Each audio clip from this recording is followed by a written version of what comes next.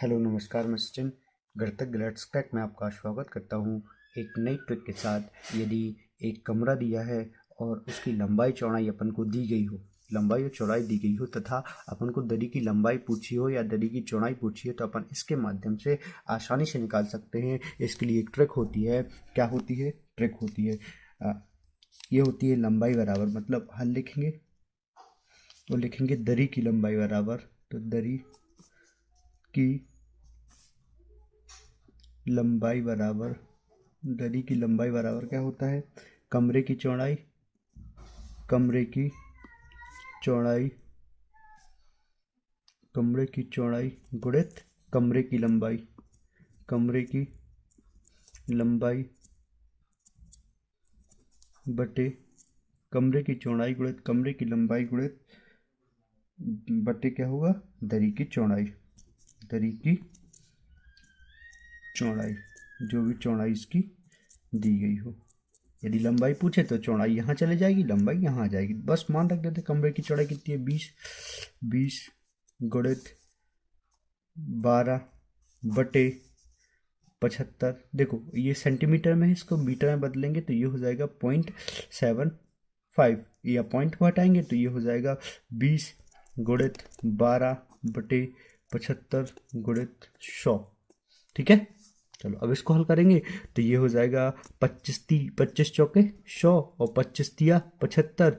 फिर 3 से काटेंगे, 3 एकम 3 और 3 चौके 12, 4 चौके 16, 16 दूनी 32, 4 चौके 16, 16 दूनी 32, मतलब 320 मीटर इसकी लंबाई आ जाएगी। कितनी आ जाएगी? 320 मीटर। सेम ऐसे ही आगे वाला सवाल भी करेंगे अपन। जैसे कि प्रश्न दिया हुआ है कि 32 मीटर लंबे 24 मीटर चौड़े फर्श पर दरी बिछाने के लिए कितने मीटर दरी की आवश्यकता होगी यदि दरी की लंबाई 8 सेंटीमीटर चौड़ाई हो। यहाँ चौड़ाई भी बोल सकते हैं इसको, है ना, लंबाई की जगह की 80 सेंटीमीटर इसकी चौड़ाई है। तो इसको हल करेंगे। हल सेम वही वाली प्रोसेस, दरी की लंबाई, दरी की लंबाई क्या होती? दरी की लंबाई बराबर कमरे की चौड़ाई, कमरे की चौड़ाई गुणित कमरे की लंबाई। मतलब आधार यहाँ पर लिख सकते हैं, लंबाई गुणित चौड़ाई भी लिख सकते हैं डायरेक्ट। और नीचे क्या हो जाएगी? दरी की चौड़ाई, दरी की चौड़ाई या लंबाई जो भी दी गई हो बराबर कितना दिया है? 32 मीटर लंबा, 24 मीटर चौड़ा और 80 सेंटीमीटर इसकी क्या है? ऊंचाई। तो मीटर सेंटीमीटर को अपन मीटर में बदलेंगे तो 100 का भाग देंगे इसमें, तो यहाँ भाग रहेगा तो ऊपर चला जाएगा ये 100। 20 चौके 80, 20 पंचा 100, 2 एकम 2, 2 4 अट्ठे 32, 8 पंचे 40, 24 गुणित 40, 24 गुणित 40, 24 चौके 96, 960 मीटर। कितना आ जाएगा? 960 मीटर। 960 मीटर इसकी लंबाई हो जाएगी।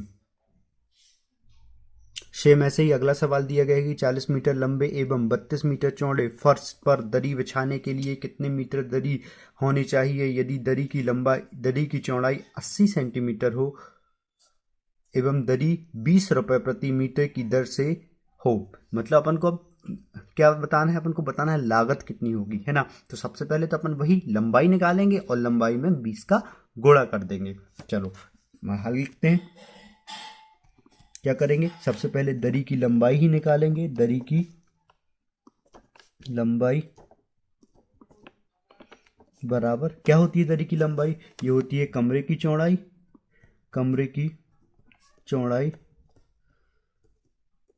गुणित कमरे की लंबाई, कमरे की लंबाई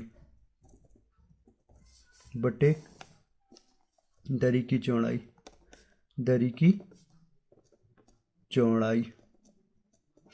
तो देखो कमरे की लंबाई अपन को पता है, नहीं पता है, यहाँ लिखेंगे अपन 40 गुणित 32 बटे 80 सेंटीमीटर को 80 लिख दिए और गुणित 100 कर देंगे, क्योंकि ये सेंटीमीटर, इसको मीटर में बदलेंगे तो बटे 100 करेंगे। कैसे करेंगे? 80 बटे 100, तो ये मीटर में बदलेगा। तो यदि ये सबसे नीचे है तो ये ऊपर चला जाता है। तो 4 20 चौके 80 और 20 पंचा 100, 4 एकम 4, 4 अट्ठे 32, 8 पंचे 40, 8 पंचे 40 गुणित 40 मतलब 1600 मीटर आ गया। अब 1600 मीटर आ गया है तो अपन को क्या निकालना है? कुल डलवाने में लागत कितनी, तो 1 मीटर में कितना लगता है? 20 रुपये। ये तो 16 में कितना लगेगा? 32,000, ठीक ना? 32,000 लगेगा। यहाँ करेंगे 16 मीटर, 1600 मीटर गुणित 20 रुपये, जो कि पर मीटर के हिसाब से लगता है ना। तो ये हो जाएगा 16 दूनी 32, कितना हो जाएगा? 3200 रुपये, 32,000 रुपये पर मीटर। तो इसका आंसर आ जाएगा 32,000 रुपये। सेम ऐसे ही अगला सवाल देखते हैं।